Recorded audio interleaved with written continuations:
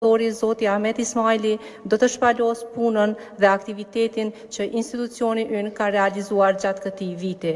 Po ashtu, Banka Qendrore e Kosovës edhe këtë vit ka vijuar ndarjen e çmimeve për gazetari, duke vlerësuar kontributin profesional në informimin dhe edukimin e publikut, si dhe në kuadër të programit të edukimit financiar, vazhdon traditën e ndarjes së çmimit për ekonomistë të ri. Më lejoni që tani para jush të ftoj guvernatorin e Bankës Qendrore të Republikës së Kosovës, zotin Ahmet Ismaili, që të marrë fjalën. Guvernator, ju lutem, fjala është e juaja.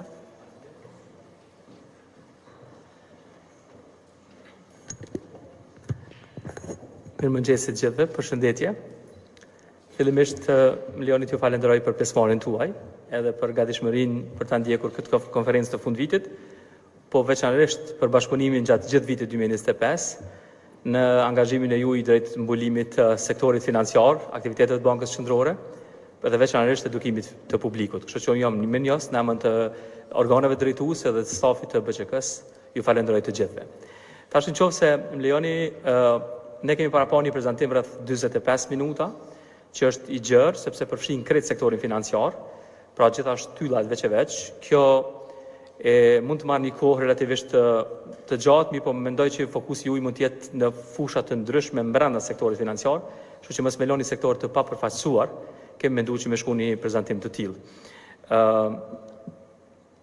Atëherë po fillojmë, pra kjo është pak a shumë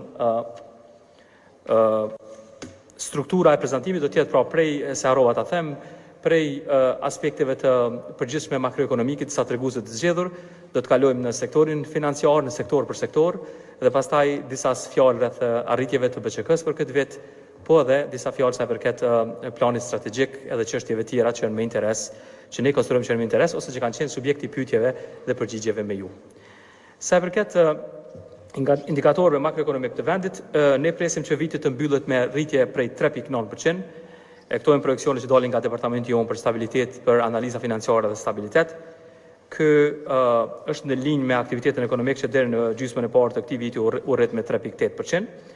Ne parashikojmë që vitin 2026 rritja ekonomike të shkojë në 4.1%, që është e mbështetur kryesisht nga konsumi privat, nga rrimëkëmbja graduale e eksportit dhe masave tjera pozitive që presin të ndikojnë ekonominë. Sigurisht rreziqet e pasigurisë mbeten, ato kanë të bëjnë me faktorët e brendshëm që karakterizojnë sistemin tonë ekonomik dhe politik, dhe po ashtu edhe nga rreziqet e jashtme dhe tensionet tjera gjeopolitike, si dhe përkatësisht rritja ngadalt e eurozonës. Pra duke qenë një ekonomi e varur nga importi dhe gjithashtu e ndërvarur nga bashkëpunimi me BE-n, me Shtetet e Bashkimit Evropian, kjo është evidente që do të ketë ndikim. Sa përket inflacionit, sipas të dhënave deri në muajin tetor, inflacioni në Kosovë ishte 3.6%, ndërsa pritet që të mbyllet viti me rreth 3.8%. Për vitin 2026 ne presim që inflacioni të zbutet në 3.4%. Rritja e inflacionit do nxjerrët kryesisht nga rritja e çmimeve të ushqimit, po që janë gjithashtu në linjë me dinamikat rajonale dhe evropiane. Megjithëse inflacioni bazë ose core inflation është ngadalësuar në 1.8%, krahasim me 2.8%, megjithatë ende mbesin presionet e larta inflacioniste. Këto projekcione gjithashtu janë subjekti, siç e përmendëm më herët, zhvillimeve të jashtme, sepse 2/3 të inflacionit importohet nga ekonomia jonë, kështu që ndikimet në gjeopolitikën dhe gjeostrategjinë mundet gjithashtu të kenë ndikim mbi këto projekcione. Disa fjalë sa përket llogarisë rrjedhëse të Kosovës, pra siç e shihni, këto janë të paraqitura të ardhurat madhrat shërbime të ardhurat parësore dhe dytësore, si dhe bilanci i tyre, pra këto janë në raport me bruto produktin vendor. Shifrat që në vitin 2025 ka pasur një zgjerim edhe më të tjeshëm të bilancit në kuptimin e deficitit, nga 5% e GDP-s në 7% e GDP-s.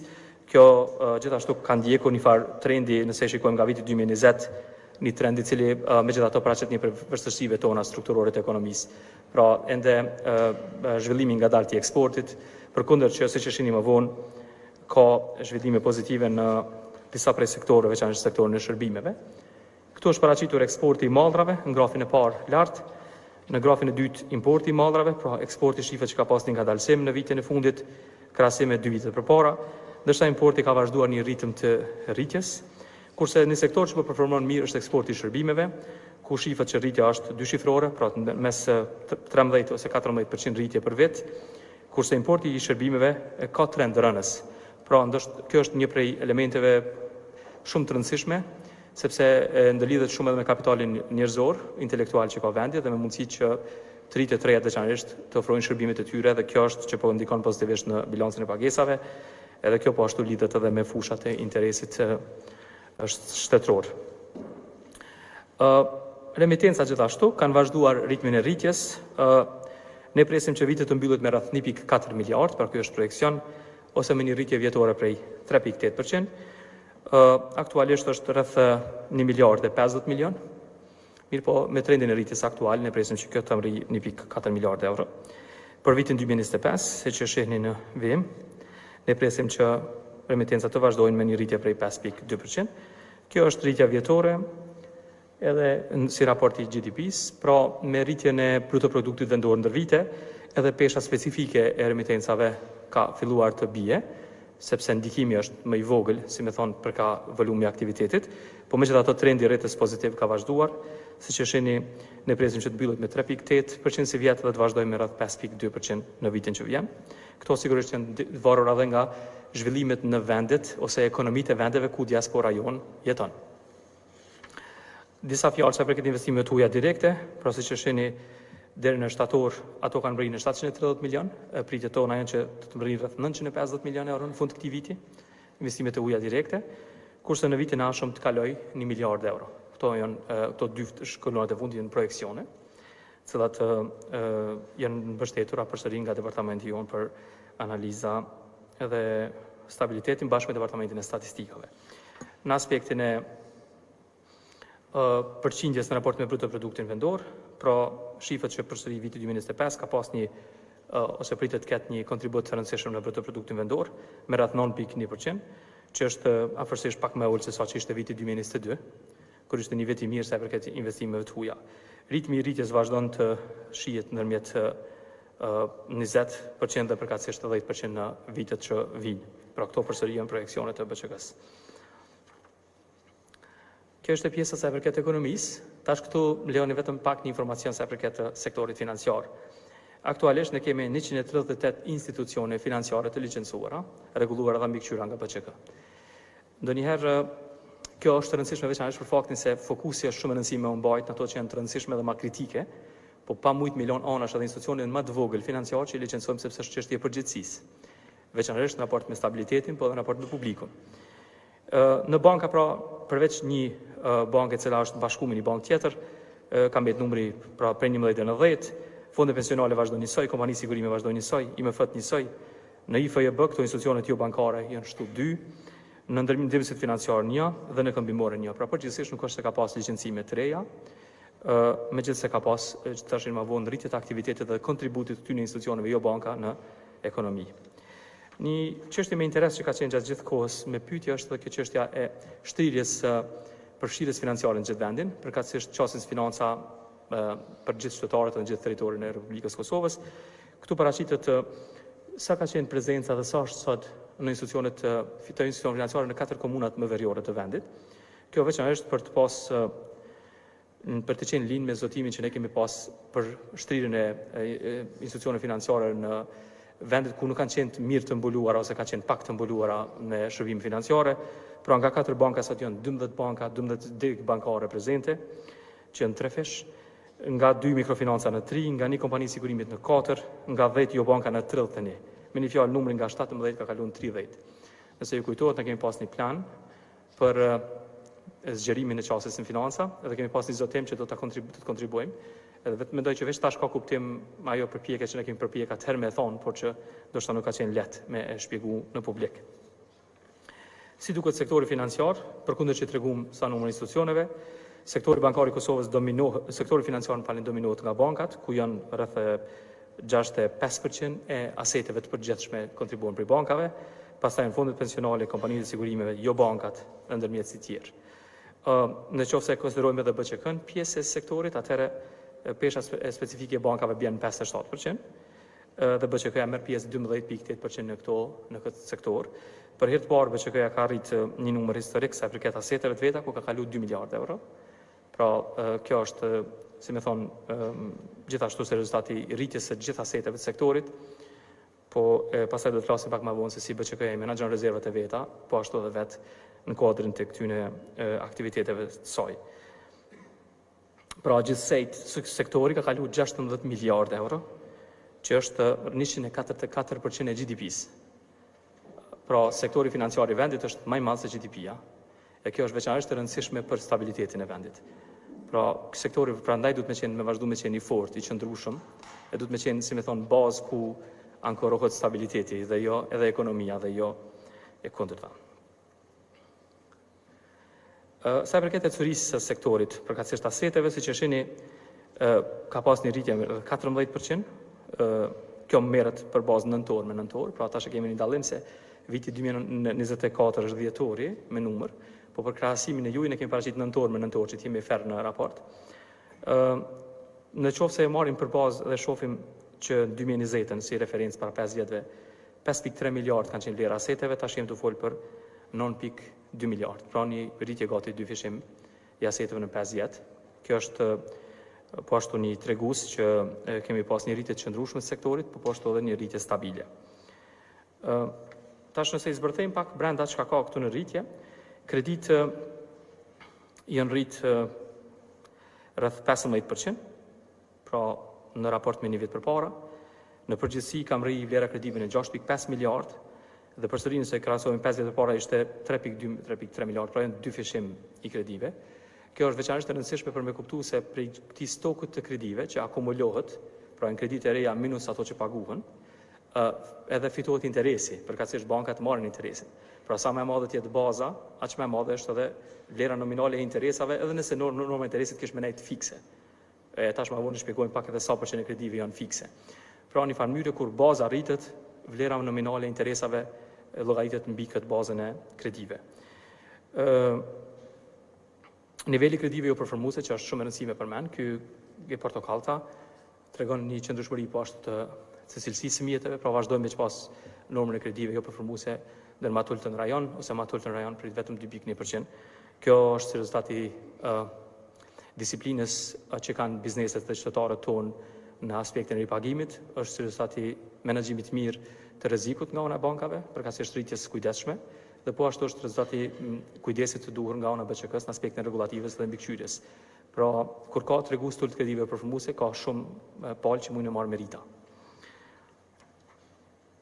Tash, kur i zbërthejmë kreditë ndërmarrjeve, siç mund ta shihni nga viti në vit ka pas një rritje dhe ka një farë cikli. Pra fillimisht ka pas një rritje deri 15%, pastaj një rritje 10%, pastaj pas 15%, prap tash jemi të folë me 12%. Normalisht nuk ndodh çdo vit një rritje sepse bizneset veçanërisht nuk mund të vazhdojnë vazhdimisht duke investuar. Pra ka një kohë kur investohet, pritet impaktin biznesit dhe pastaj vazhdohet investimi tjetër. Kështu pak a shumë e tregon edhe këtë trend. Megjithatë, kredit për biznese në qoftë se krahasojmë me 2020-ën, 5 vjet më herët janë rritë prej 1.85 herë, pra gati 2 herë. Edhe kjo po ashtu është një prej treguesve që bizneset tona kanë vazhduar me. Është e rëndësishme tash të shohim një graf më poshtë, qysh ne jemi kampion në rajon, po ashtu sa i përket kreditimit të bizneseve. Pra, kreditë tona në raport me GDP-n, që quhen kalkulimi i ndërmjetësimit financiar, është në Kosovë është më i madh me krejt rajonin, ndërkohë që në individ kemi kalu tek tani rajonin. Pra kemi qenë më mrapa për shumë arsye që lidhen edhe me çështjet pronësore, mungesa e hipotekave e kështu me radhë. Pra kreditë për ndërmarrje janë rritur rreth 12% deri në nëntor, edhe që është një trend normal i rritjes në raport me vitin e kaluar. Ka pas ndonjëherë pyetje pse s'porritet kreditimi në ndërmarrje, pse kemi ndëgjuar që s'ka kreditim, por mund t'ju them që ritmi i rritjes kreditimit si vjet, veçanërisht pjesën e parë të vitit, ka qenë rekord në raport me vitet e kaluara. Mund t'ju them që veç deri në maj të vitit si vjet, pra 22% ka qenë rritja e kreditimit në raport me periudhën njëjtë. Po edhe rritja e kreditimit shumë fish më shumë se ekonomia, studimet tregojnë po edhe praktikat botërore që nuk janë të shëndetshme dhe të qëndrueshme. Prandaj jo gjithmonë rritja shumë e lartë është gjithmonë pozitive. Prandaj tash kemi një rritje stabile që është ndërmjet niveleve historike dhe të viteve të mëhershme.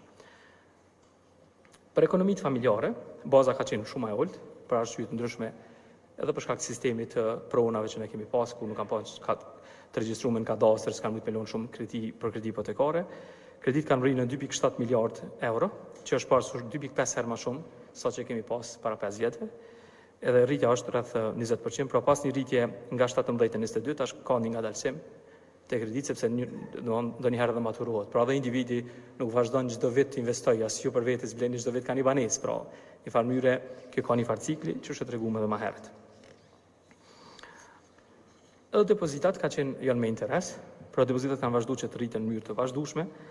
Tash kanë rrinë në 7.4 miliard me një rritje prej 12.3%, e cila mund të shkojë edhe rreth 13 ose 14 në fund vitit. Pra përsërimi të fol për një ky treguesi poshtë, nëse e shihni pak përmi hintën, tregon rritjen vjetore. Pra im do fol për një rritje stabile vjetore depozitave, e cila e përcjell potencialin tonë. Pra është shumë e rëndësishme përmendet që bankat në Kosovë bazën kryesore për depozita, për kreditim e kanë depozitat, rreth 90% e kreditimit vjen nga depozitat, që i bjen që kur don me urrit shumë kreditimi, duhet me pas edhe mundësi me u mbështet me depozita. Që këto pak a shumë e ndjekun edhe një farë logjike, dhe këto reflektohen tani edhe në kostën e fundit ndonjëherë, veçanërisht kur bankat kanë kërkesë më të lartë për më rrit më shpejt, kanë nevojë për me gjetë burime të fondeve po ashtu, dhe kjo mundet me ndiku në rritje që është një më vonë edhe të interesin të depozita edhe në kredi. Pra, kjo është normalisht faktori i tregut. Një çështje që është më e rëndësishme përmend është që jemi në proces të një reforme, e cila është pjesë e një projekti me Bankën Botërore që pret me ratifiku po ashtu në kuvend, ku pritet që të rritet shuma e sigurimit depozitave në fondin e sigurimit depozitave, përkatëse dyfishohet, dhe qëllimi është që edhe më tutje të kontribuojnë në stabilitetin e sektorit, të rritjen e sigurisë edhe të depozitorëve, të ndjenjes, si më thon, të besimit, e cila kish me kontribu po ashtu për më shumë depozita, si dhe disa masa tjera që po merren që kanë me kontribu zvoglimin e parasë së gatshme, po ashtu kanë me kontribu në rritjen e depozitave. Shumë e rëndësishme për likuiditetin e sistemit, që vazhdimisht depozitat me shku në rritje. Dalim pak për kapitalin e bankave. Kapitali i bankave në nëntor ka mri mbi 1.1 miliard. Kjo është shumë e rëndësishme sepse kjo është kapitali që prej cilit pastaj ose kapitali regulator i cili shërben si bazë për absorbimin e gjitha rreziqeve që kanë bankat. Për neve si regulator mbikëqyrës edhe nga kondi i stabilitetit, sa më i madh kapitali, sa më i fortë kapitali është më e fortë banka. Është më e sigurt banka, veçanërisht më e sigurt ndaj situatave të shokut, kur si pasojë lëvizjeve, ndryshimeve në treg ose si pasojë ndonjë krize ndërkombëtare, aftësia sektorit tonë për më përgjigj pa pasoja është e madhe kur është kapitali i madh. Kështu që ne kemi pas çastin që sektori të kapitalizohet edhe për shkak të nevojës që sektori të kapitalizohet, por për shkak të që jemi sa më të përgatitur për çdo rast, domethënë edhe për rreziqet që vijnë.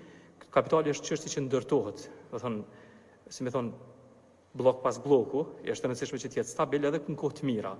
Pra kur nuk ka dëm për kapitalit të tepruar, përveç që mund me pas palë të pakënaqura që mund të jenë vetë banka që dojnë me tërheq, me marrë si dividend, po për ka interesi i publikut, që është interesi jonë, neve na intereson që sektorit jetë sa më shumë i kapitalizuar. Pra, në këtë vetë në raport në vitin e kaluar, kapitali është rritur për 17%, që është më shumë se fitimi i vitit, edhe pas një viti më hershëm që ka qenë poshtë 15%, edhe pas një viti më përpara që ka qenë 27%. Pra siç e shihni në 3 vite, kapitali është rritur me një normë për rreth 15% mesatare. Edhe kjo është me rëndësi për shkak të këtij stabilitetit që e përmenda. Këtu është një informatë ndoshta për ju gjithashtu, derisa bankat japin kredi, ato duhet bëjnë një vlerësim për rreziqet e pritura, edhe ndahet një farë që quhet provizion për humbjet nga huat, i cili sa më i lartë që të jetë, prodhon pasoja në kuptimin negativ në pasqyrat financiare të bankës, po është pozitive në kuptimin e stabilitetit të sektorit financiar. Pra, në qoftë se kemi pas 100 milion euro e rezerva për humbje nga huat në 2020, 5 vite më vonë kjo është 1.5 herë më shumë, pra është 150 milion euro, janë të ndarë me një anë përveç kapitalit për rastet situatave kur kredit nuk performojnë mirë. Kjo është shumë e rëndësishme për stabilitetin e sektorit, për besimin në sektorin bankar. Edhe siç e shihni në vitin e fundit, kjo është rrit veç këtë vetë është rrit për 27 milion, rreth 26 milion. Përsëri, domethënë është shtu provizioni prej 135 në 153. Kjo është shumë e rëndësishme për neve, vetëm një kohë ka qenë kur ka pas më shumë që ka qenë pandemia. Në raste tjera, domethënë provizionimit kanë qenë ndërmjet 10 dhe 20 milion euro. fitimet e bankave, përveç vitit 2021, cili për shkak të vitit 2020, që ishte pandemia, që bankat kanë rezervu shumë fitime për situatat papritura, cilat ma voni kanë liru e cilë kanë ndikim fitim, vitet tjera, si sheshini, ka pas një rritje të fitimit ndërmjet 10-15%, që e kanë ndjek, tash të shini me një graf tjetër, ritmin e rritjes së aseteve dhe të kredive. Pra duke dhonë ma shumë kredi, kanë marrë ma shumë interes dhe ka vazhdu në ma shumë fitim. Përveç vitit të fundit, cili nëse krahasojmë nëntor me nëntor, pra nëntor 2025 me nëntor 2024, ka një zvoglim të fitimit për rreth 1%, përkatësisht nuk ka vazhdim të trendit të fitimeve të viteve paraprake. Në princip, fitimet e bankave nuk janë çështje që janë negative për ekonominë. Kemi parasysh, jo me qenë se jeni gazetar shumicat ekonomistëve dhe mbuloni. Kur ato shkojnë në interes të sektorit, veçanërisht kur kapitalizohen, ato veç e fuqizojnë sektorin. Kështu që neve na ka dashur me pak a shumë me rishiku dhe politikën tonë, nëse bankat vazhdojnë të fitojnë, që është plan pozitiv, tash sa të fitojnë është çështje e tregut, atëherë si mundemi që këtë fitim ta akumulojmë brenda sektorit të arrisim qëndrueshmërinë e sektorit financiar. Kjo ka qenë duke rishikuar disa prej politikave tona që lidhen me shpërndarjen e dividendës, tash do të shihni, po edhe me masa tjera që kemi ndërmarrë makroprudenciale që jeni të informuar. Pra, fitimi ka pas një trend të stabilizimit dhe tash në këtë vit, domethënë presim që të ketë nivelet e vitit të kaluar. Në qoftë se e shikojmë me terma qushmatit fitimi me dy tregues kryesor që është kthimi në aset dhe kthimi në kapitale, në kapital në falni, dhe në asete, pra në më e lartë është kthimi në kapital, që është 17.4%, pra është prafërsisht pak më lart se niveli i vitit 2021. Pra për 1 euro kapital kanë fitu 17 cent, si me thonë, 1 euro kapital të investuar. Kurse në qoftë se shohim këtë të kaltërtin, poshtë, është kthimi në asete, që është edhe më stabil, se kapitali rritet kur ka fitime, zvoglohet kur ka tërheqje dividendës. Në qoftë se shikojmë asetet që janë më stabile, shifim që tash është rreth 2.1%, që është në nivelin e vitit 2021. Pra bankat në 100 euro asete kanë fitu 2 euro, edhe vazhdojnë me fitu ka 2 euro, 2.3, 2.4, 2.1. Pra kjo është, me thonë, niveli i profitabilitetit. Duke qenë sa më i madh, normalisht fiton më shumë, po nuk kemi edhe marzha kjo që është me një tendër, nëse një të pa, tregon për marzhën neto të interesit, pra siç shihni ka vazhduar me qenë prafërsisht në nivelet njëjta, është 4.6 tani, ishte 4.5 vitin 2021 dhe kishte një rritje në vitet në ndërmjet. Pra nominalisht sot si përqindje e normës së interesit, bankat fitojnë më pak se që kanë fitu 1 vjet dhe 2 vjet më herët. Pra përkundër që janë rrit kreditimi, nuk i kanë ndjek fitimi çat trend. Tash e shohim edhe me një graf këtë çështje. Edhe një çështje tjetër është çështja e të hyrave nga komisionet dhe tarifat që marrin bankat. Zakonisht ka një përshtypje që tarifat janë të larta, por rriten shumë, por më lejoni përmes këtij grafi tregoj që për shembull në nëntor 21% e të hyrave të bashme të bankës janë nga tyrat nga jo kamatat ose nga interesat nga komisionet, falni, dhe tarifat të tjera. Pra ky tregues ishte në 2021 25.56. Nëse banka kishte fitu 100 euro, atëherë kishte rënë që 25-6 euro ka kontribuar për 100 kanë kontribuar çto tarifat edhe komisionet. Tash kjo është 21. Pra është zvoglu ndikimi i këtyre të hyrave. Kjo ka ardhur për disa arsye, para ka pas bëjmë me llogarinë bazike, e cila është llogari pa mirëmbajtje për shumicën absolute të klientëve, që janë pjesë grupeve të cënueshme sipas rregullores, që ka kaluar numrin prej 415.000 llogari. Pra në total, janë sot llogari bazike ose me shërbime bazike që quajmë ne. Ka ndikuar portali për transparencën e shërbimeve dhe produkteve financiare, njerëzit sot kanë mundësi me negociu më shumë, me njoft më shumë, dhe po ashtu ka ndikuar aktivizimi më i madh dhe ndryshimi rregullative tonë sa përket institucioneve jo bankare, këtyre që na quajmë fintech me gjuhë të ndryshme, pra duke qenë sa më shumë aktiv këto jo bankat, kanë filluar me kriju konkurrencë reale edhe te bankat, dhe ju sot e shihni që ka disa banka që edhe sot publikisht kanë oferta që nëse kaloni te banka nuk do të ketë komisione, tarifa, pra kjo zero, edhe për gjithmonë, kjo është megjithatë një arritje. Raste sporadike të rritjes të tarifave mund të ketë, pra se kjo është treg i lirë, Banka Qendrore nuk i minaton tarifat e bankave. Por është me rëndësi që ato do të minështruan një rregulli, i cili i bëhet si pasojë edhe i cila ka shoqërohet me një vlerësim nga ana jon, nga një departament që ne kemi për mbrojtjen e konsumatorëve sa përket metodologjisë, transparencës edhe justifikimit. Kështu që kur ju shihni, në pamje të parë, na nuk është që marrim paraprakisht informacione dhe masa mja miratu apo jo, mi po kur hyn fuqi dhe ka çështje të ngritura ose si pasojë detyrës zyrtare ne shikojmë po ashtu rritjen dhe normalisht zhvillohen procese mbikëqyrëse me institucionet përkatëse. Tash është me rëndësi këtë grafikon qëllimisht të kemi paraqit që ju ta shihni pak çka ka ndodhur me fitimet. Pra, tham si princip fitimet nuk janë çështje negative. Nëse shikojmë vitet prej 2015 deri në vitin 2019, në përgjithsisht kjo portokallta tregon sa përqind e fitimeve janë shpërndasje dividend. Pra 38%, 63%, 40%, 68% përsëri deri te 86%. Pra kjo pjesa e këtij. Tregon që nga fitimet që bankat kanë pas, shumica shpërnda dividend. Pra në fitu 100 milion, janë shpërnda 70 milion, kanë vjetë 30 milion sektor. Edhe për atë arsye tash shihni Vavon është treguesi kapitalit nuk ka mri me u rrit. Duke u fitu dhe u tërheq nga çështje ligjshme, po si praktik, domethënë nuk ka mri me fuqizu vlerën e kapitalit bankave. Që ne si menaxhment, veçanërisht menaxhmenti i ri, shihni tash edhe çastin më ndryshe, domethënë kemi marrë masa në këtë drejtim. Viti 2020 është kur nuk ka pas pothuajse shpërndarje dividendës për shkak të Covidit, pra si masë parandaluese.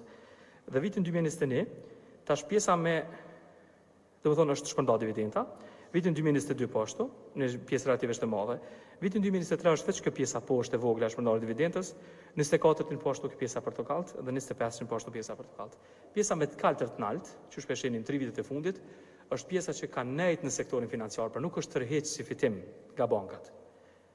Ne kemi mri me ndryshu, domethënë edhe kërkesat për kapital, po edhe konceptin që fitimet duhet me kontribu stabilitetit e sektorit, sigurisht edhe aksionarit, por jo mas pari aksionarit. Pra tash, domethënë, Bankë Qendrore duhet të dërgojnë secila bankë një plan për dividendën, duhet sigurohet që i përmbush gjitha kërkesat e kapitalit tani dhe pritjet tona për të ardhmen, dhe po ashtu kjo është kur aprovohet e tillë që nuk e pengon as pak çastin kapitalizuese. Pra ka politika dhe ka praktika që ato ndohen mes 60-40. Mirë po, ne me qenë se kemi qenë më mrapa se rajonin kapitalizim, kemi pas me rëndësi një herë të kapitalizohemi dhe pastaj fitimet e të ardhshme mund të shpërndahen kur baza jonë tjetë ngrit. Ky treguesin vjem, ky është grafi që ndoshta ilustron. Pra kemi pas mjaftueshmëritë kapitalit 17.4, kemi ra 16.4, 15.5. Dhe pastaj ka fillu 17.4, 17.4, 17.6. Pra në qoftë se nuk ish moshë çështja kapitalizuese, ky 15% kish filluar me ra dhe kishim me qenë shumë larg për rajonit, që është rreth 20-shit. Pra dhe këto se pak kemi pas kritikë edhe prej bankave se ka qenë si më thon ndryshimin i praktike që kanë bën ndër vite, edhe ka qenë si më thon normë madhe për një hershme, mirë po sikur të zhdërtu kjo gradualisht sikur tani, s'kish pas nevojë për një si më thon hap më të madh.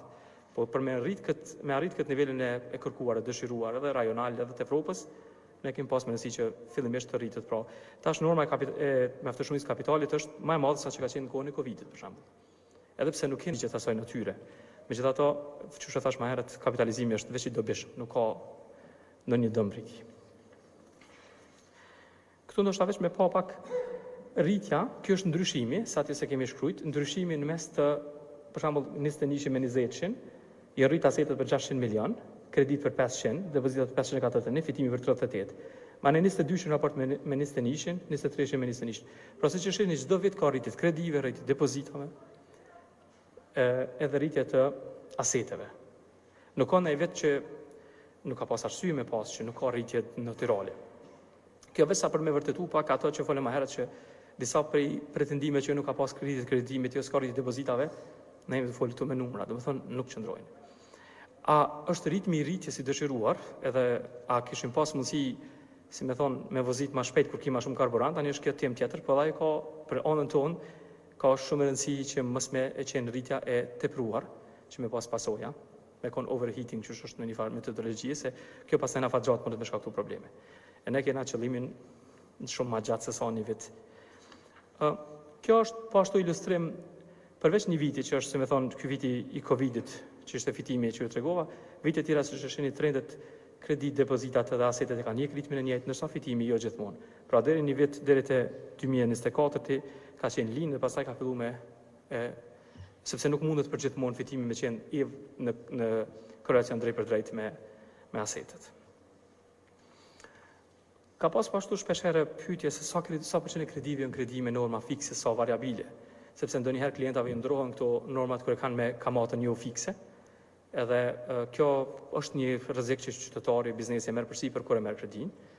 Ne kemi pas kujdes dhe vazhdojmë pas kujdes, siç e shihni, tash rreth 72% kredive janë kredi me normë fikse, rreth 28% janë kredi ai grafi në fund e fundit fare kolona, janë me kredi variabile. Që ky 28% që është subjekti i shtynë ndryshimeve. Unë që e kam me fikse, pavarësisht që ndryshojnë kamatat, mos më prek.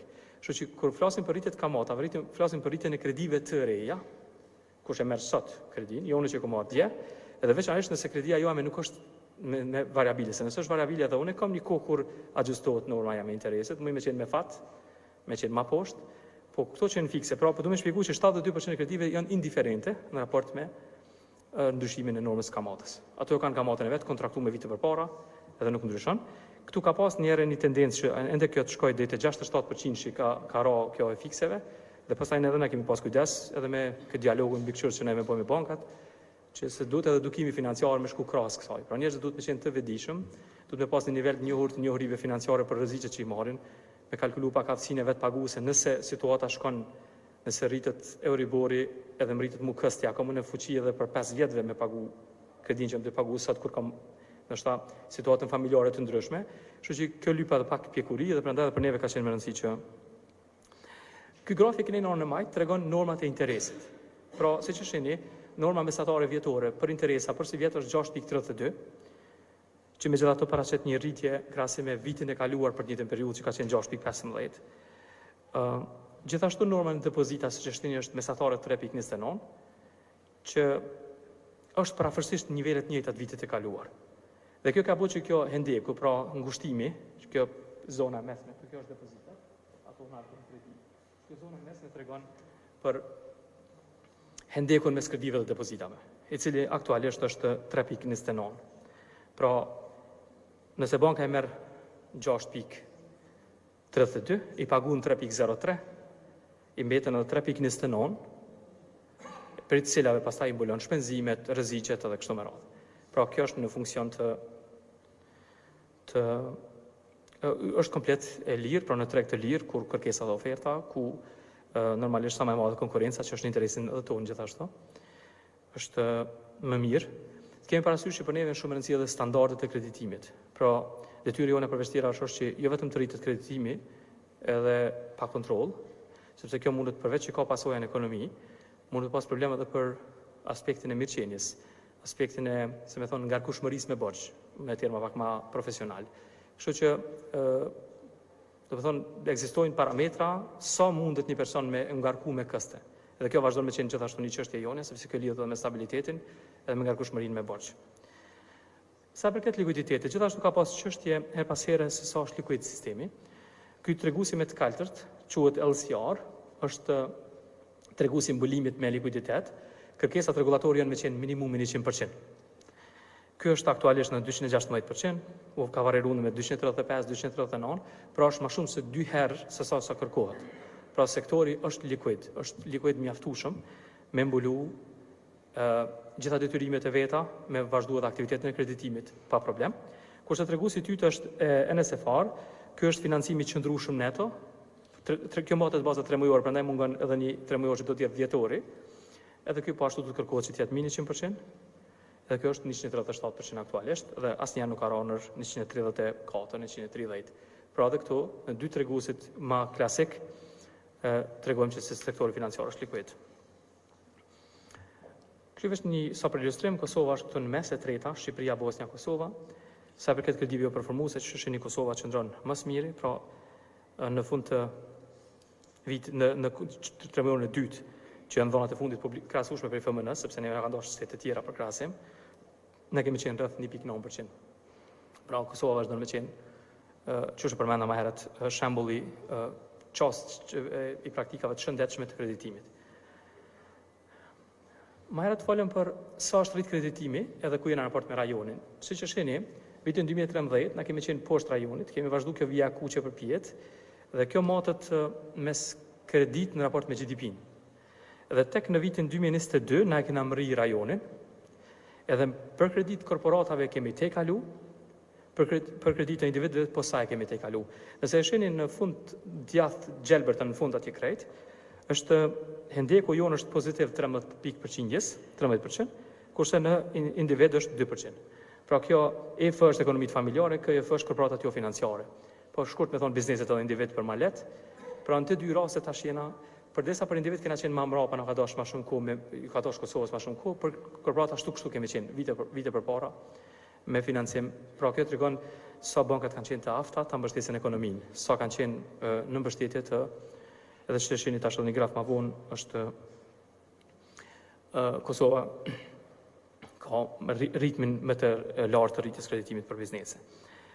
Në përgjithësi është një tregues që matë treguesin ndërmjetësimit financiar, që matë në gjithsej kredin thyu për të produktin vendor, të na është kjo rreth 60%, mi po ka vende që kanë edhe mini 100% që janë vende zhvillume, është tipike për vendet si na me që në këto nivele. Falni veç një sekundë.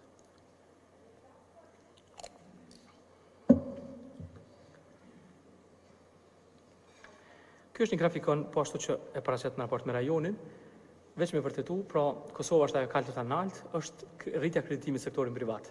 Pra është 15% plus. Maja fërta është Mali Zi, i cili pjesën e 24-25 shifët që është më agresiv dhe vendet tjera janë edhe më poshtë. Kjo përveç tjera, shka dhe një arsyetim, sepse vendet tjera mund të ketë edhe tregje të kapitalit, përkatësisht burime tjera të financimit, jo të varet sektori veçanërisht vetëm nga kredit. Edhe e dyta është kapitali regulator.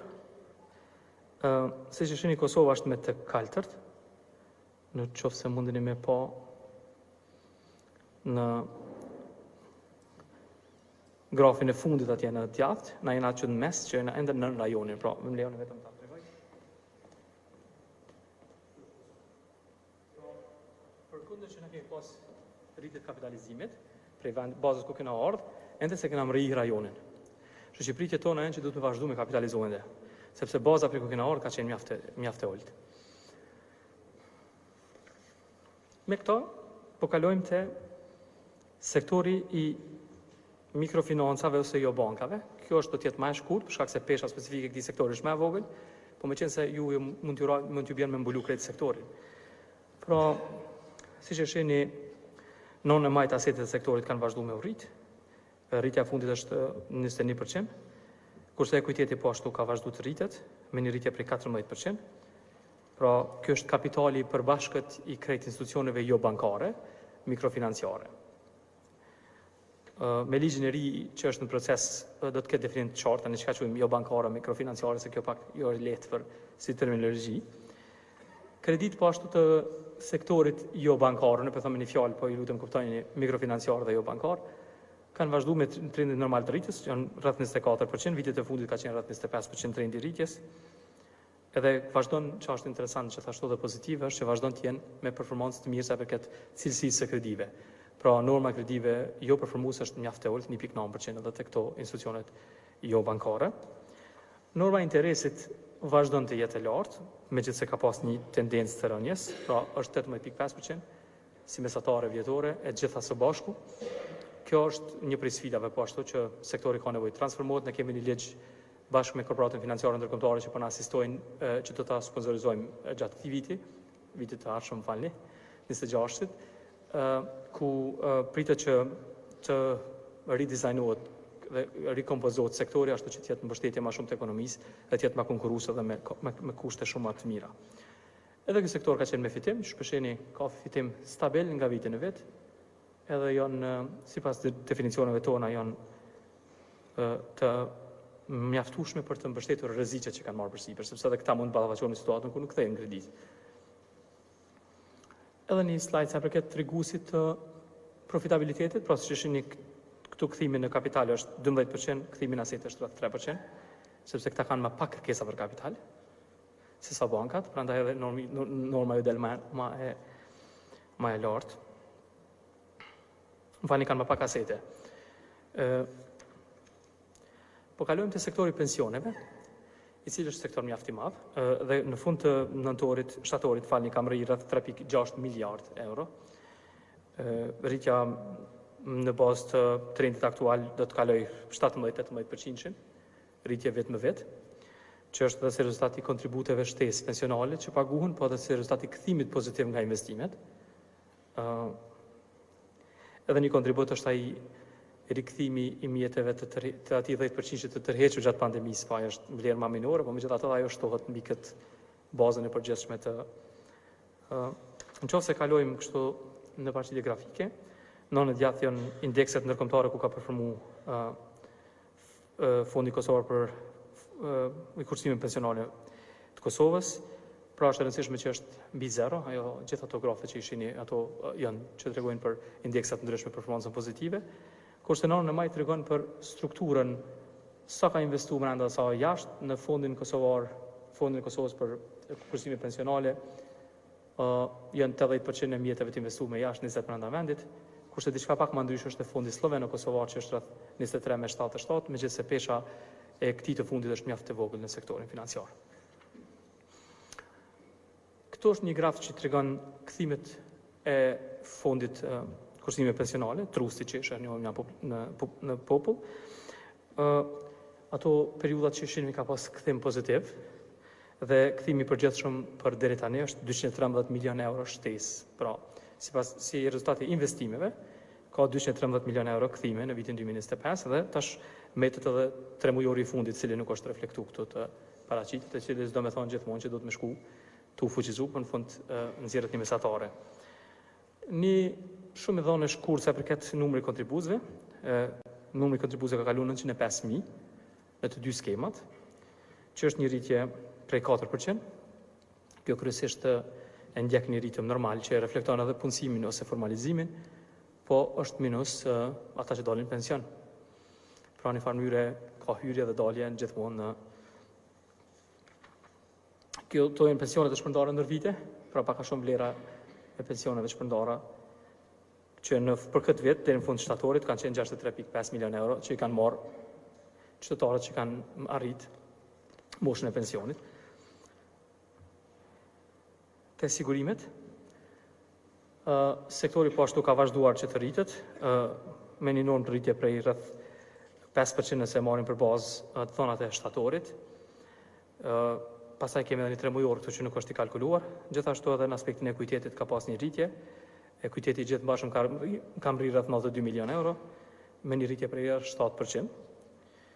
Sektorit vazhdon të dominohet me sektorin jo jetë, e cili është mbi 90%.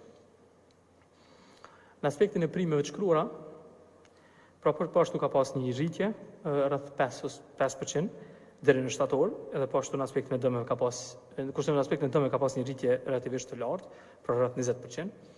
Kjo është informat pozitive, sepse i bën që kompanitë e sigurimeve po i përmbushin obligimet në raport me dëmet që shkaktohen, qoftë me dëmet që janë pezull e paguhen, qoftë me dëmet e reja që ndodhin. Ky është detyra edhe funksioni i sigurimeve. Edhe ky do të më qenë, si më thonë, jo gjithmonë do të pas dëme, por nëse ka aftësi atyre për të përmbushur, duhet më pa në tregues. Sa përket treguesve kryesor performancës, pra në anën e majtë është raporti i dëmeve, i shpenzimeve dhe raporti i kombinuar. Sheshini raporti i shpenzimeve ka tendencë rëndëse. Kjo e kuqja ose portokallta, cila tregon që kjo vjen edhe si pasojë e rregullatивës më të fortë të BÇK-s dhe mbikëqyrjes më të fortë sa përket shpenzimeve, sepse primi kur paguhet temër të dëmit ose rezervet për dëmin dhe jo për qëllime tjera. Normalisht kompanisë duhen mjete me funksionu dhe Banka Qendrore dhe me rregullative ka ende të rregulluar sa mund të ketë shpenzime që të sigurohet që hapësira e lejuar e mjaftueshme për rezerva dhe për dëme nuk e cënon kompani. Në anën tjetër treguan edhe për performancën, përsëri është kthimi në kapital e kthimi në asete, që ka një tendencë rritje vitet të fundit, pra ka viti 2022 e tutje. Kapitali dhe solvenca sipas rregulativës duhet jenë mbi 100%, që është të dyat janë aftësia paguese dhe kapitali garantues, të dyat janë mbi kërkesat rregullatore. Në grafin tjetër janë të ndome për jetën dhe jo jetën, që quajmë na life dhe non-life. Megjithëse që tham, sektori jo jetë është sektori dominant. Sektori jetë është ende mjaft i vogël si sektor.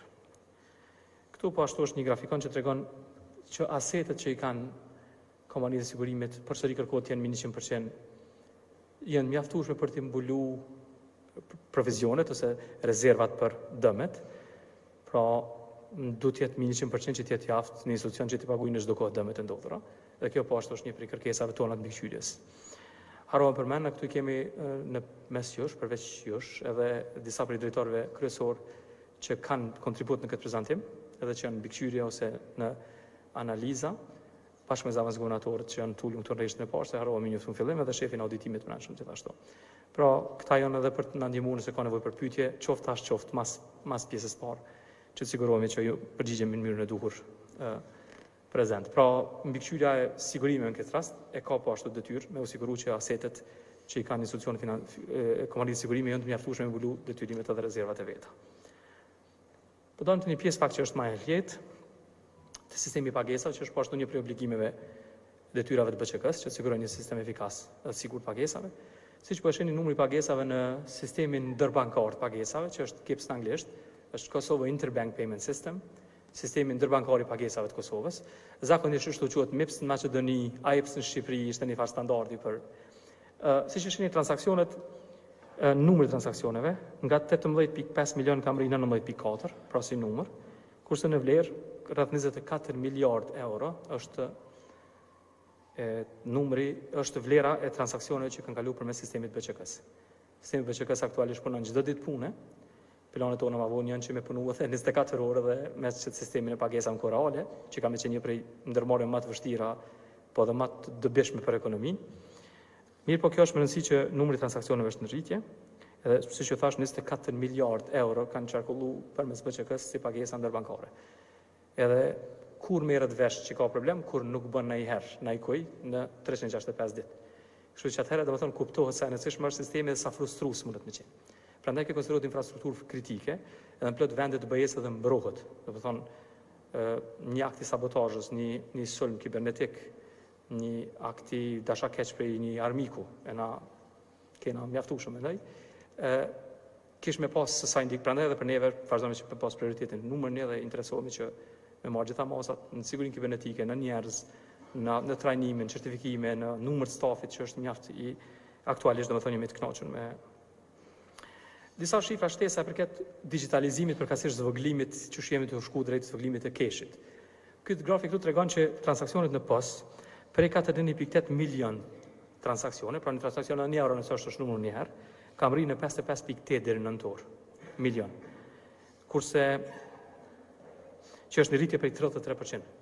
Kurse numrin e ATM transaksioneve është rrit nga 20 milion në 21 milion. Pra, sikur të shpërdor një shprehi kur rritën transaksionet, me pas vazhdu me shprehit e njëjta është dashur edhe në bankomat me rrit numrin e transaksioneve të heqjes cash. Po shposhivet është rrit vetëm për 1 milion, ndërkohë që 33% është rrit POS. Pra kena që kjo rritja shtesë transaksioneve është ka shku kryesisht drejt instrumenteve jo cash, që është shumë e rëndësishme për disa arsye.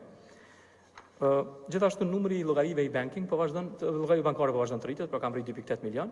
Llogaritë i banking që shpeshefni kanë rritur në 1.2 milion, që ka një rritje rreth 20%. Dhe kjo është një tregues që tregon që po shkojmë drejt digitalizimit ose përdorimit më të vogël të keshit. Llogaritë me shërbime bazike që përmendëm parë, që janë kryesisht pa kosto, janë rreth 415.000 cop llogarinë përfitues. Disa informata po ashtu sa përket numrit pagesave digjitale, tash përmes kuletës digjitale për shtyrën e fintechave ose institucioneve jo banka që ishin të licencuar, ka vazhduar të rritet prej 370.000 në 475.000. Po ashtu edhe pagesat prej 6.8 milion kanë kaluar në 9.4 milion. E tash një shifër këtu poshtë te kjo grafik kaltër të poshtë, nëse doni më poshtë, sa është numri përdorusve të Google Pay dhe Apple Pay në Kosovë. Numri përdorusve ka kaluar rreth 66.000 përdorues. Edhe jem të folë prej verës deri tani. Pa dikon që shohë korrekt ka filluar, ju e dini që një kohë duhet njerëz me kuptu që funksionon, me u njoftu me sigurinë, me funksionalitetin. Kjo do të thonë paraqet një rritje mjaft shpejt, pra ngusht i ka pas kanë qenë rreth 17.000, tash janë 66.000, edhe rritje të shpejt ka pas vazhdon me pas Apple Pay prej 9.600 në 56.000. Pra, në presim që ky trend të vazhdoj. Kjo ka qenë rëndësishme edhe ne kemi punuar fort këtë drejtim. Para për çastin financa, për lehtësi, për shpejtësi, për siguri, e dyta edhe për aspektin e njohjes ndërkombëtare të vendit. Se listimi si shtet brenda një platformë të tillë me përmosa globale është edhe një farë legjitimimi i sektorit tonë ndërkombëtarisht. Edhe në aspektin e të hujve që vinë këtu mbrana, po edhe në aspektin e qytetarëve tonë që janë brenda vendit. Ne vazhdojmë të thonë që këto ta konsiderojmë si një përveç përtej një instrumentit pagesave. Edhe terminalet elektronike projnë rrit për 2200 me 2600, këto tipet e posave që ofrojnë këto jo bankat, po dhe numri i transaksioneve para elektronike ka vazhduar të rritet. Pra jem të folë për një rritje dyshifrore, që do të vazhdoj për disa vite, edhe ne mendojmë që të amërim trendin sa i përket digitalizimit. Disa fjalë sa i përket BÇK-s dhe menaxhimit mjeteve të BÇK-s. Pra, që thash, vlera mjeteve të BÇK-s ka kaluar mbi 2 miliardë euro në menaxhim. E ne kena këto detyrisht në menaxhimit mjeteve gjithashtu prezente. Detyra jona është që të investojmë këto mjete me parimet e sigurisë në ne. Pra, mjetet që ne investojmë duhet jenë të sigurta.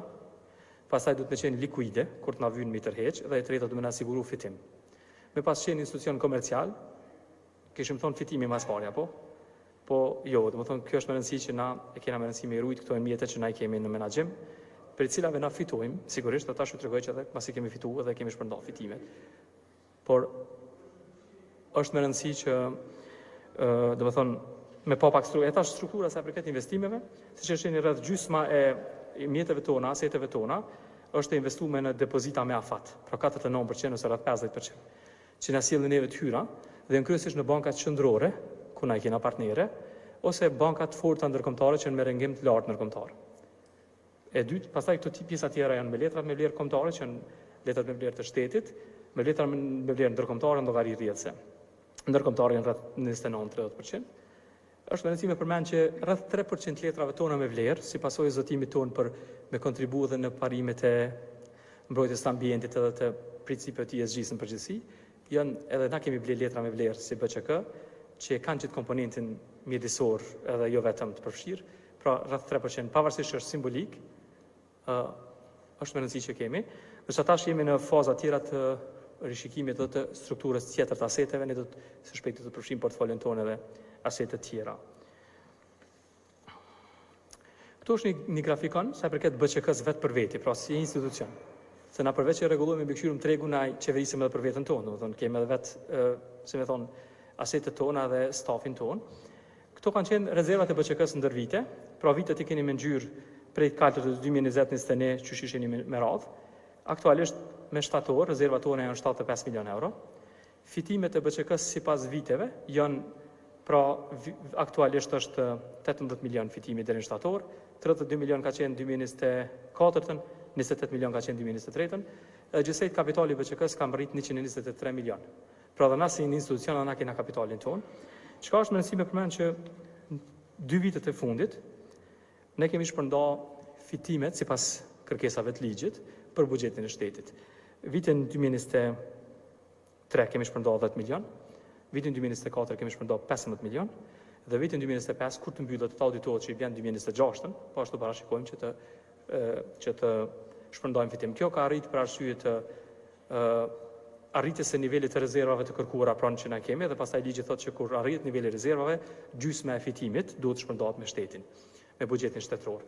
Kjo është rëndësishme për dy qëllime. E para është për me tregu që na jemi të vetëqëndrueshëm dhe kemi detyrim me pas tesa jemi të pavarur, institucioni i pavarur, duhet me siguru edhe pavarësi financiare përveç çështjes pavarësisë institucionale. Edhe domethënë përveç që ne nuk marrim resurse publike, kur është situata sikur kjo edhe mund të ndajmë me shtetin. Pra masi kemi përmbush këtë nevojat tona, rezervat, masi kemi shlyr këtë obligimet, masi kemi përmbush gjitha detyrimet, kemi qenë gjendje edhe me nda me buxhetin e shtetit. Kjo nuk është shumë që ka një vlerë të madhe për buxhetin e shtetit, po ka rëndësi me tregu që modelin e vetëqëndrueshmërisë financiare të BÇK-s. Edhe kjo do të qenë në minimumin 5 vjeçare.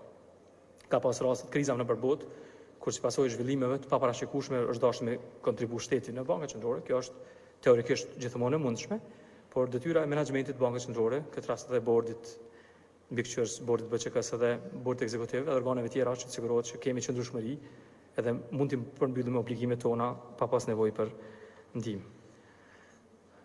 Sa përket ankesat të konsumatorëve, ne që dini kemi një departament të ankesave, i cili ka 2 funksione.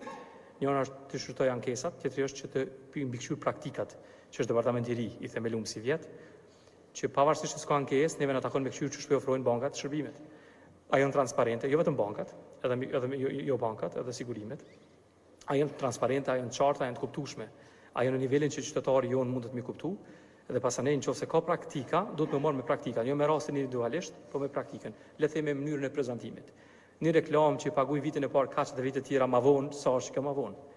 Pra në një mënyrë, kjo është pjesë edhe edukimit financiar, për këtë jemi angazhuar edhe atë pjesën e platformës që besoj e keni pa, ku krejt shërbimet dhe produktet janë listuar, ku qytetarët mundin pa vetë dhe mundin me sfidu po ashtu bankat. Pra numri ankesave ka një trend rritës, sepse rritet numri shërbimeve, rritet numri klientëve, por rreth 1061 ankesa deri në nëntor, edhe ne përmes raportit vjetor që paraqesim edhe në kuvent, do të tregojmë edhe për sa pyetje janë zgjidhur pozitivisht, sa negativisht. Megjithatë, kjo ankesat neve na shërbejnë përveç me një drejtë individuale qytetarit, na shërbejnë për përmirësimin e proceseve në sektor për proceseve tona. Sepse ndonjëherë thjesht nuk ka regulativ të duhur, ndonjëherë nuk është të shpalosur sa duhet, ndonjëherë nuk është të kuptuar mjaftueshëm. Kështu që neve na takon me qenë në krye detyrës. Në BÇK ka pas mjaft zhvillime gjatë 2025, se ndonjëherë shuzoj rastin që falenderoj që i keni përcjell. Me sa keni pas mundësi keni transmetuar në mënyrë më drejtë dhe më korrekte.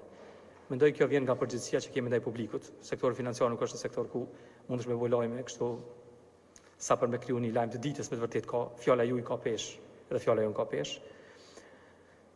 Domthonë disa prej zhvillimeve kryesore ndoshta është, mos i përmend gjitha, ka qenë më e rëndësishme ndoshta në janar, ka qenë nënshkrimi i letrës së qëllimit me Bankën Qendrore të Italisë. Pra është hera e parë që na kemi lidhur me Bankën Qendrore të Italisë marrëveshje, ku Banka Qendrore e Italisë ka më ofruar sistemin e pagesave të shpejta të Kosovës sipas modelit tyne, që është model që përdor Bashkimi Evropian.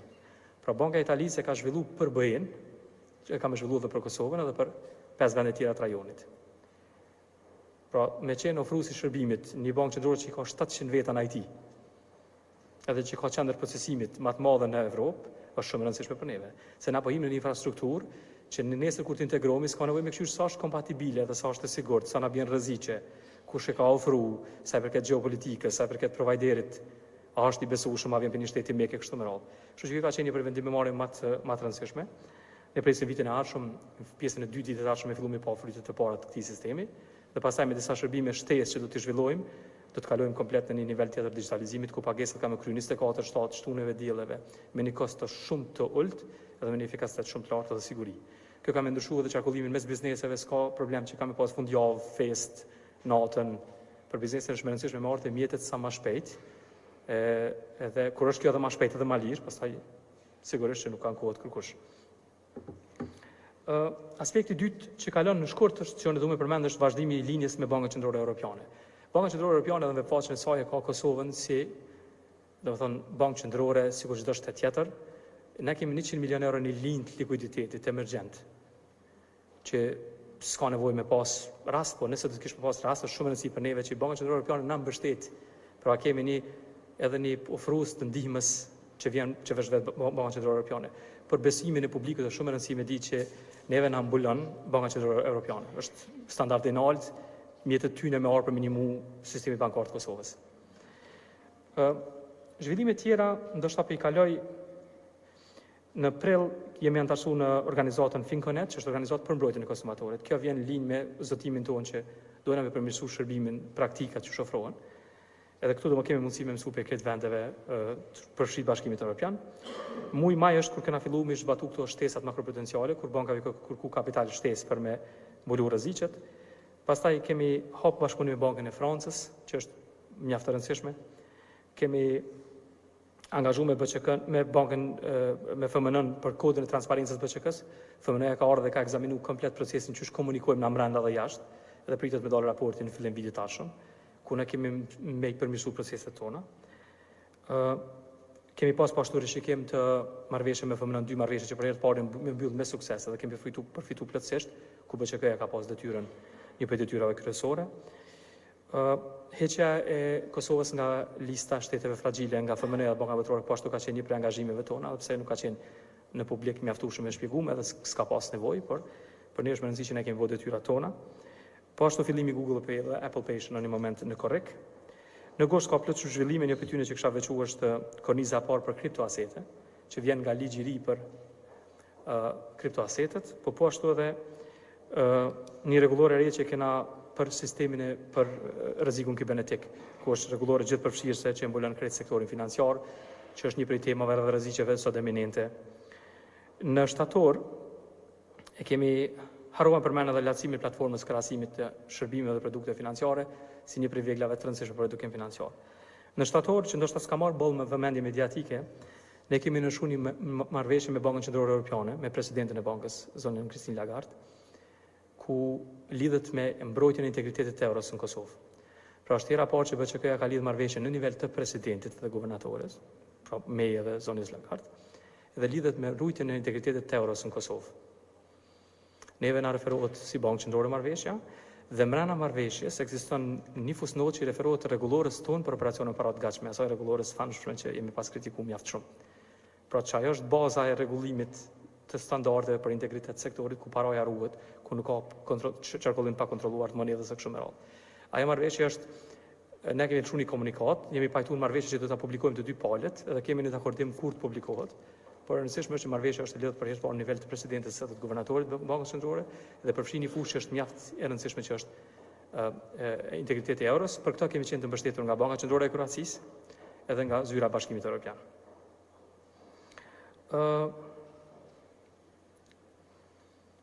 Një element tjetër për dalën dhjetor është përmbyllja e këtij projekti me Bashkimin Evropian që ka qenë lidhur me PEC 3, që ka qenë lidhur me AML-n, edhe pra me kundërshpërlarjes para të financimit të terrorizmit. Ky po ashtu ka qenë një prej elementeve shumë të rëndësishme. Sa i përket zotimit tonë që me luftu financimin jo të rregullt. Tash me qenë se edhe koha mundet me u ngushtu, nuk e di po mundona pjesën tjetër që lidhet me stabilitetin financiar, pra sa i përket objektivit në BÇK-s, forcimet qëndrueshmërisë dhe stabilitetit, këto janë veprimet që i kena ndërmarrë ligjet e reja, dhe pse fatkeqësisht ende janë publikuar për shkak kontestimit procedural në gjykatë kushtetuese, që na kanë vënë po ashtu për aplikim në financë SEPA. Dhe nëse kjo kishte ndodhur, na sot kishte qenë bara me Shqipërinë edhe malin e zi. Nisë rregullores që i përmenda më herët, sa i përket kornizës makroprudenciale, pra komitetit edhe bashkë me masat, zhvillime tjera përmena repo linjën. Një element që harrova përmend është që kemi fondi për sigurimin e depozitave ka rrit kontributin e bankave në premi, pra shumën që pagujnë bankat në FSDK, që FSDK të kapitalizohet gjithashtu. Kjo rrit sigurinë dhe stabilitetin gjithashtu. Jenë miratu një sër rregulla shudhëzimesh, kemi filluar një sër reformash. Kemi vazhduar me mbikëqyrjen në gjitha fushat e përgjegjësisë BÇK-s, që lidhet gjitha departamentet duke përfshirë parat edhe shpërlarjen e parave financimit të terrorizmit. Jemi në fazë të investim të reformave në sektorin e sigurimeve. Në aspektin e parave falsifikuara, pra tash numri i parave falsifikuara të tërhequra si vjet është vetëm 5576, këtë dy shumëra, nuk do të thonë që janë të vërteta. Që ishte në krahasim me 2024 që ishte 85.000, kur kjo çështje ishte mjaft problematike, pra masat kanë qenë efektive. Gjithashtu me përmend që janë tërhequr nga qarkullimi gjithsejt 573.000 cop, kartë monedha 500 euro. Pra 286 milion euro nuk janë më në qarkullim denominimet 500 euro, që edhe për shkak të rrezikut të falsifikimit, po edhe për shkak të shpërlarjes janë edhe aktivitete kryesisht negative për ekonominë, janë të dëmshme. S'po përmendëm sa kemi tërhequr nga qarkullimi paratë të dëmtuara, se ne sigurohemi që ta mbështesim, ta furnizojmë ekonominë me paratë të përshtatshme që quhet për qarkullim. Edhe këtu e kemi drejtorin e departamentit përkatës prezent, që ju ke pa ju bine herë ndot vjetra ndor, domethënë ideja është ato duhet më tërheq për qarkullimit. Këtu janë disa grafa që nuk po ju lodhem më shumë sa milion cop, veç me ditë ju pak sa shumë punohet, edhe sa shumë punojnë një ekip njerëzve që nuk janë këtu prezent. Furnizimi me kartë monedha 21 milion cop janë procesuar, 21 milion cop janë procesuar kartë monedha, edhe monedha 2.8 milion cop. Këtu është një graf sa i përket këto vlerë monetare sa bojnë, pra edhe me pa numrin e transaksioneve. Kemi një sër asistencave teknike që nuk po i lexoj. Këto janë një numër i asistencave teknike që ne sot për sot i kemi me institucione ndërkombëtare. Ne asistencë ndërkombëton një program i veçantë i dedikuar për BÇK-n për me arrit një reformë ose një rregullativ të caktuar. Për shembull, ndryshimi i metodologjisë mbikëqyrjes në banka, në metodologjinë SREP, është mbështetur prej FMN-s. Që kjo kur të kryhet një projekt. Si projekti kena mbi 33 aktualisht. Është numri më i madh që ndonjëherë kemi pas aktivitete në një kohë. shumica absolute për cilave janë mbështetur për një partner ndërkombëtar, e një 11 për 33 janë prej FMN-s. Sot e kemi prezent edhe përfaqësuesin e Kosovës të FMN-s, zoti Hajtar Korbi, që është ulur atje, është mysafir joni. Ky slajd është më shumë për falënderim në emrin tim të stafit, po dhe në emrin tuaj të donatorëve dhe të mbështetësve kryesorë të BÇK-s në këto reforma që i përmendëm. Pra prej FMN-s dhe Tetësari Amerikan e banka botërore janë donatorët që edhe mbështetësit kryesorë që mbështesin BÇK-n në këto reforma që i përmendëm. Sa përket digitalizimit edhe modernizimit të sistemit pagesave, am falni kjo që nga për proceseve të brendshme, kemi marrë një sërmasa që rregullojnë kushtet në ambientin e punës, që motivojnë edhe ruajnë stafin e BÇK-s, po ashtu digitalizimin e proceseve, programet ndryshme certifikimit stafit që të rritë aftësitë për të kryer mandatin, dhe po ashtu në aspektin e menaxhimit të rrezikut nisër aktivitete që fuqizojnë BÇK-n si institucion, që tjetë po ashtu në nivel të detyrës. Sa përket objektivit të tretë, tash këtu po mundona më shpejt, 2-3 që vlen me përmend është SEPA, është objektivi jonë dhe sfida jonë e radhës. Ne kemi miratuar gjitha rregulloret, ligjet e ndërgatshme nëse veç shpallën nga gjykata kushtetuese, ne vazhdojmë me hapjen e radhës për aplikim final.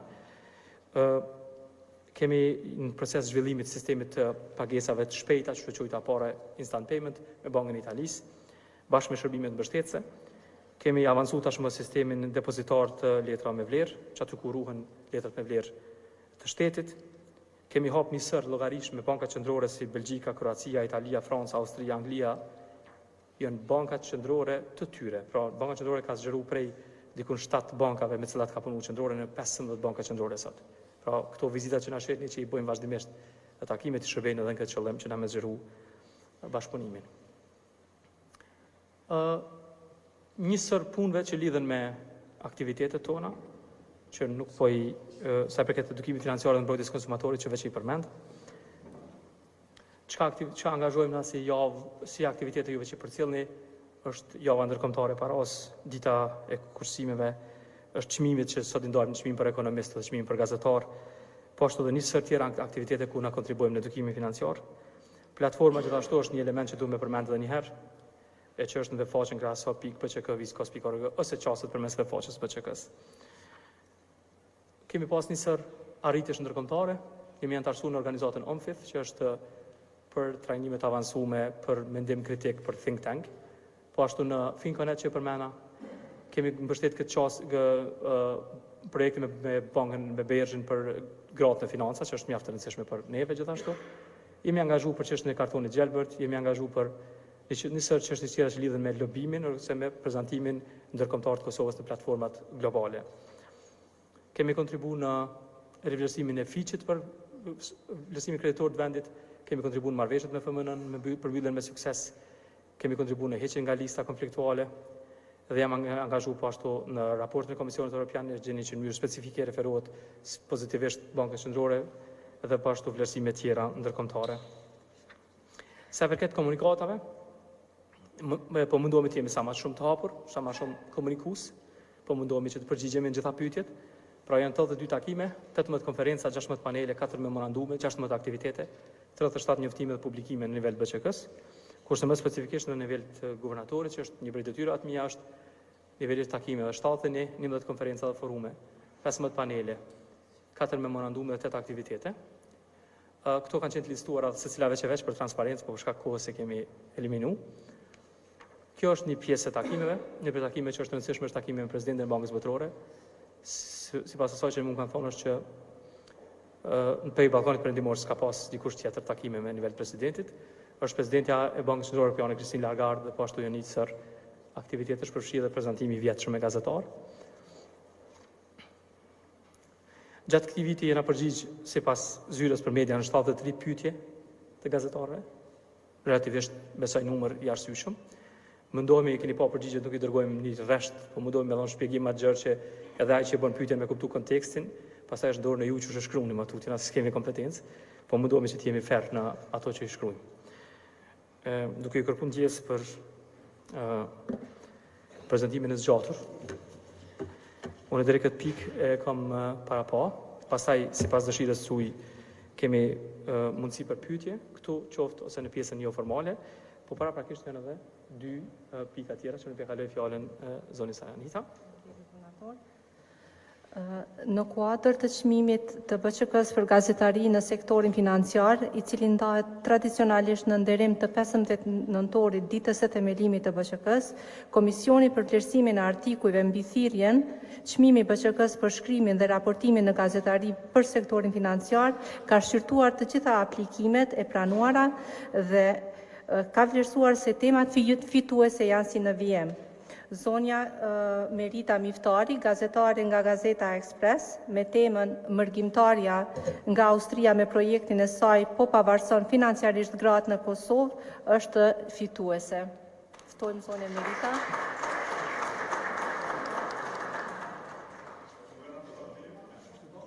Jehuna.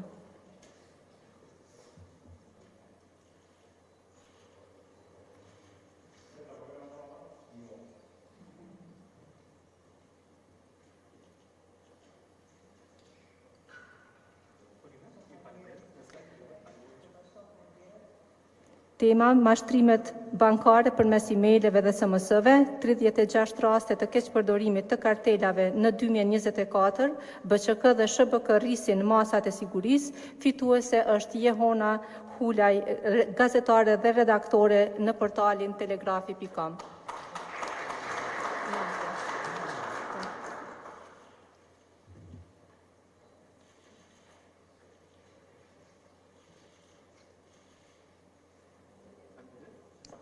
Ndërsa tema dritarja e investimeve kreditë garantuara për grante të pezulluara për diasporën, fituese është Nadia Ahmeti, gazetare në Radio Evropa e Lirë.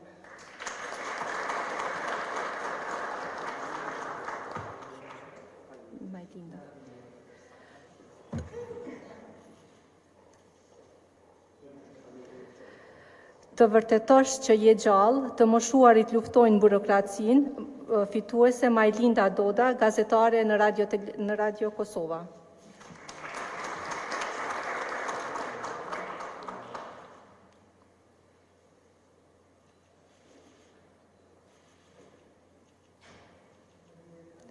Ndërsa tema stabiliteti financiar në Kosovë me statistikave dhe realitetit të përditshëm, fituese Gjylshahe Beqiraj, gazetare në Radio Televizionin 21.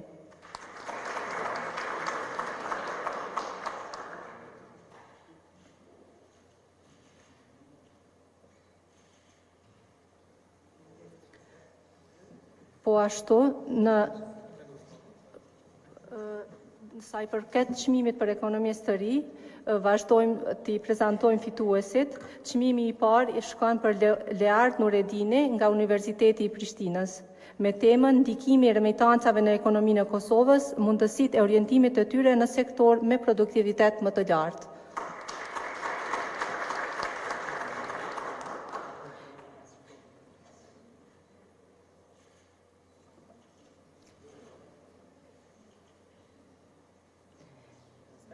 Çmimi i dytë për Glauk Haxhiaj nga Universiteti Amerikan në Prishtinë, me temën Sinjalizimi i bankave qendrore dhe kapaciteti i komunikimit në banka tregtare, dëshmi nga Kosova.